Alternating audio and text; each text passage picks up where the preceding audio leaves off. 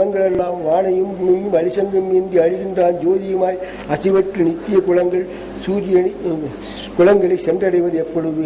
அதிலோடு இடர்முறையால் தாழ்ச்சி அடையாது அதிகுரலும் சங்க தலகரணம் கோயில் மதிசவனும் குடுமியான் திருமாலிடஞ்சோலை வட்டியது ஏந்தும் 70 வயதினை சங்கில் ஒளி மிகுந்த அழகர் கோயிலை கண்டு வணங்குவோம். பங்கையர் கண்ணன் என்கோள் பவள செவ்வாய் என்கோள் அங்குதற் கதிர் என்கோள் அஞ்சன வண்ணன் என்கோள் சங்கதன் முடிவன் என்கோள் திருவார்வன் என்கோள் சங்கு சக்கரத்தான் என்கோள் ஜாதி மாணிக்கமே என்கோள் சங்கு சக்கரத்தை உடையவன் என்று மிகப்படுத்துகின்றார்.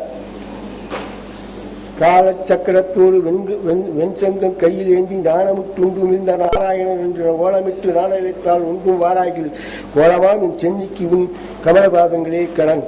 சங்கு சக்கரத்தை கையிலே இருக்கும் திருமாலே, நான் அழைத்த போது நீ வராதிருந்தாலும் உன்னுடைய பாத கமலங்களே என்னுடைய தலைக்கு அணியாகும். கவி சக்கரவர்த்தி கம்பரை நிறுத்திய ராமகாதையில் தமிழிசையில் சங்கு பல இடங்களில் ஒலிக்கின்றன. அவற்றில் மிகச்சில பாலகாண்டம் திங்களுக்கு அரியது எங்கோல் கட்டியது 119வது. சங்கம் சங்கடைந்த மாளிகையில் 717. சங்கம் வஞ்சன அன்னக்கிளிரும் சக்கரத்து அயல்வருமாம் சங்கம் சங்கு வளையத்து கோலயம் சங்கு வலை கோலையும் இது என்றால் 1255. அயோத்தியா கண்டம் வெண்ணவர் விசும்பில் துறந்தன மன்னவர் திசைகள் துறந்தன மங்கள இசை சங்கம் இசைக்கருவிகள் 32 வகையாகும். இருப்பினும் அயோத்தி மாநகரத்தில் நல்ல சங்கொலி ஒலித்துக் கொண்டிருந்தது. பாறையும் கொம்பமும் தாளமும் கொம்பும் 2776. சங்கமும் மகரமியும் தாளமும் மன ஒளியும் 2352. தாரையும் கொம்பும் சங்கும் இசைக்கருவிகளாக முனைகின்றன. கட்டாளு மென்மக்களே சங்கு சுட்டாளு மென்மீது ஊதாமல் அவைமொழி ஊதாமல் நெருப்பு கெட்டது ஊதி கெட்டது சங்கு பேசாமைக்கு நன்று சங்கூதிக்கு சாதிகள் இல்லை பாடைக்கு முன்பு சங்குலி சங்கூதி ஊதின சங்கு ஊதினால் விடியும் பொழுது தானே விடியும். சமுத்திரத்து சங்கு சகல இடங்களில் ஒழிக்கும். சங்கும் தப்பும் தாதர்கள் சொத்து மாணிக்க வாசகர் அழிய திருப்பள்ளி எழுச்சியில் கூவின பூங்குயில்கள் கூவின கோழிகள் கூவில இளம்பிகள் சங்கம் ஒளி தாரகை ஒளியத்து ஒளி உரையத்து உருப்பொடு விருப்பம் தமக்கு தெட்வனற்களில் காட்டாய் திருப்பரந்துறையில் உள்ள சிவபெருமானே யாவரும் அறியாய மக்களிய எம்பெருமானே பள்ளி இழந்துருவாய் திருப்பரந்துறையில் உள்ள சிவனே. அதிகாலை பொழுதில் கோழிகள் குவிகின்றன இளம் குயில்கள் கூவுகின்றன விண்மீன்கள் ஒளி குன்றுகின்றன சங்குகள் முரசுகின்றன உதய கதிர்கள் சுடரொளி தோன்றுகின்றன. திருப்பள்ளி எழுந்து எங்களுக்கு வீரக்கடையிலிருந்த திருவடிகளை காட்டுவாய். திருநாவுக்கரச தேவாரத்தில் திருக்கோவில் இல்லாத ஊரும் திருவெண்ணீர் அணியாத நெற்றியும் பக்தியோடு வாரா ஊரும் விருப்பமுடு சம்சங்கம் ஊதா ஊரும் விதானமும் வெண்கொடியும் இல்லாத ஊரும் அருள்கொடு பரமித்த சம்சங்கம் ஊரல்ல அவிக்காடு செய்வாய் செங்கன் செய்கை சொரு ஒன்கண் அங்க அடையாளம் திருநாள் கண்டேன். வடிவழியில் சிறந்த கிளியே திருவள்ளூர் அருகில் சோலைகளிலே பல மலர்கள் பூத்துக் கொள்கின்ற திருவள்ளூர் இல்லை பெருமாளிடம் எனக்காக அடையாளம் சொல்வாயாக. வானிலாக ரூபகதாளம் கற்பூனாருமோ கமலபூனாருமோ திருப்பவள செவ்வாய் தான் தித்திக்குமோ மறுப்பு சித்த மாதவன் வாய்ச்சொல் நாட்டமோ விருப்பமுடன் கேட்கின்றே சொல்வாழி வெண்சங்கமே. சங்கு வீடு தூது ஆண்டாள் சங்கை பார்த்து சொல்கிறார். தாமரப்பூவும் கற்பூரமும் மணக்கும் தன்மை உடையது. திருமாலின் வாயை நான் சுவைக்கி கேட்கின்றேன். இதனை அவனிடத்தில் சொல்வாயாக வெண்சங்கே.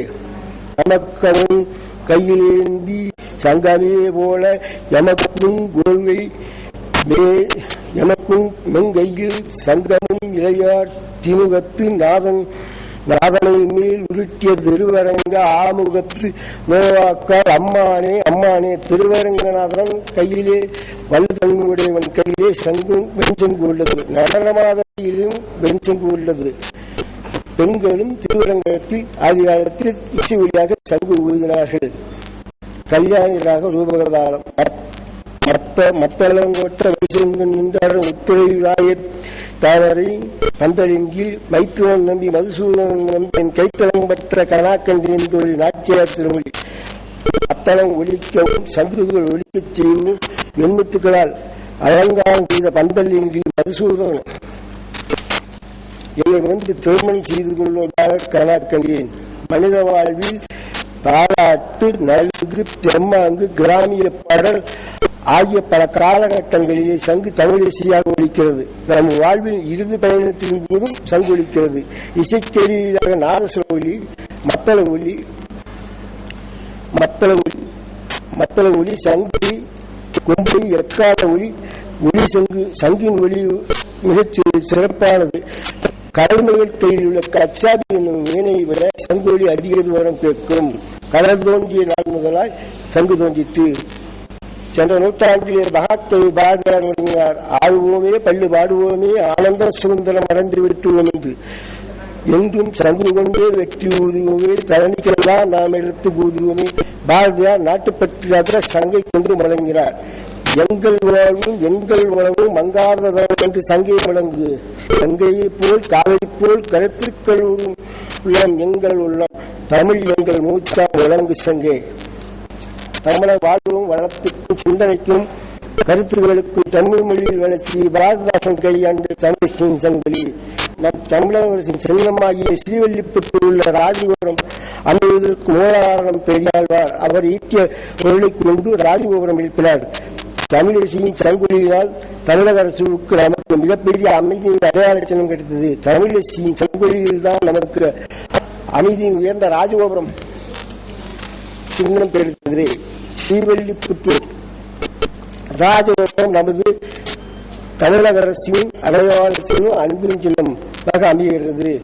பேட்டையராகும் பாண்டியன் கொண்டாட பட்டர்பிரான் முதலாம் ஆயிரம். பாண்டியன் கொண்டாட பெற்றபிரான் என்பதற்கு இந்திய சங்கம் எடுத்து வேண்டி வேதங்கள் ஓதி விரைந்து சென்று கிளியத்தான் பாதமுடையான் பற்று. பல்லாண்டு பல்லாண்டு பல்லாயிரத்தாண்டு பலகோடி 100,000 அடியேனோடு நின்னோடு 1000 பல்லாண்டு வடிவார் நின் வளமாற்று வாழ்கின்ற மந்திரவின் பல்லாண்டு வடிவார் ஜோதி வளத்துறையும் சுவராயும் பல்லாண்டு படைப்புக்கும் அப்பாஞ்சப்படுகிறது. சங்க இலக்கியங்களில் திருமண வீடுகளில் சங்கு ஒலித்ததற்கான குறிப்புகள் இருக்கின்றன. பின்னால்தான் சங்குக்கு வேற ஏதோ ஒரு பொருள் வந்து சேர்ந்ததெல்லாம். திருமண வீடுகளிலே சங்கு ஒலித்திருக்கின்றது, இருந்திருக்கு மங்களத்தில். இப்போ இருக்கு, இருந்தாலும் அந்த வேறொரு பொருள் வந்து சேர்ந்திருக்கிறது உண்மைதான்.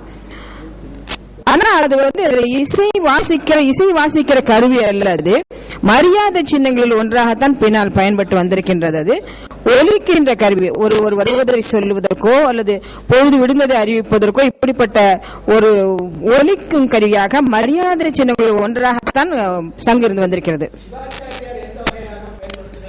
கிடைக்கக்கூடிய ஒரு ஓடு, அது ஒரு உயிரினத்தின் ஓடு, அது ஷெல்லுன்னு சொல்லுமே, அதுதான் அது. அதை வச்சுட்டு இன்னொரு நீர்வாழ் ஒரு பூச்சி சொல்லுவாங்களே, அதனுடைய கூடு தான் அது. அதுல வந்து இசைக்கருவி வாசிப்பதற்கான வசதிகள்லாம் அதுல கிடையாது, அப்படிப்பட்ட வசதிகள்லாம் கிடையாது அதுல.